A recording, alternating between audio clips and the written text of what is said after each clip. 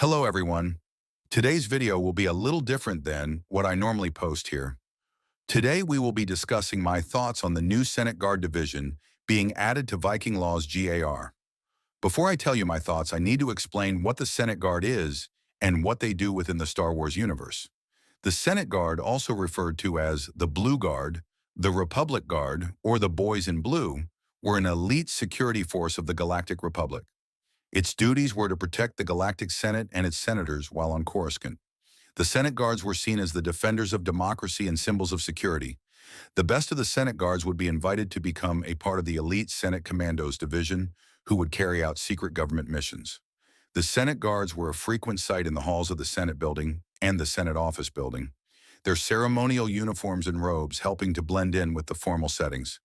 Now, how will the GAR developers implement this into the game? Well, there are a few ways they could do this, but the way that I personally believe is that they will most likely structure it similar to the Red Guard. There will be three main companies: Senate Guard, the entry-level company, and backbone of SG holding the most members. Then they will have the Senate Commandos, similar to Red Guard's Shadow Guard company. They will guard from a distance and more trained in range combat rather than melee and close quarters combat. Then the final main company would be the Honor Guard Company. Again, this would most likely work similar to Red Guard's Sovereign Protector Company. Members in this company would guard from close range and be proficient with melee weapons and highly trained in close quarters combat. A few other content creators have already made videos on their thoughts.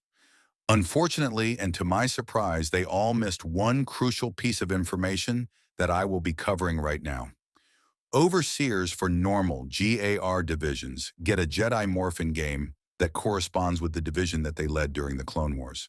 So for an Overseer morph, I think the character Enoch would be perfect.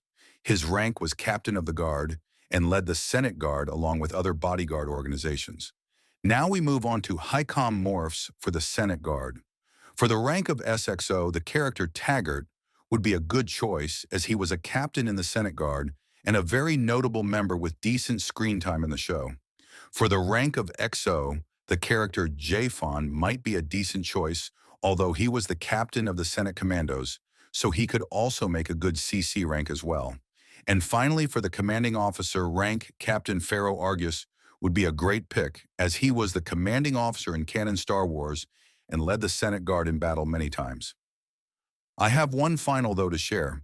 What about Advanced Recon Commandos? Within the Red Guard, ARC gets the Sun Guard morph, which looks very cool. However, I don't really see an easy way for the GAR developers to implement ARC morphs into Senate Guard and what they would call them. I would be disappointed if they just called them Advanced Recon Commandos and gave them a slightly different morph like they do with all the other divisions. Anyway, that's it for my thoughts on the upcoming Senate Guard division in GAR. If you have any thoughts of your own on this, please let me know by commenting them down below. Make sure to like and subscribe as it really helps me out. See you in the next one.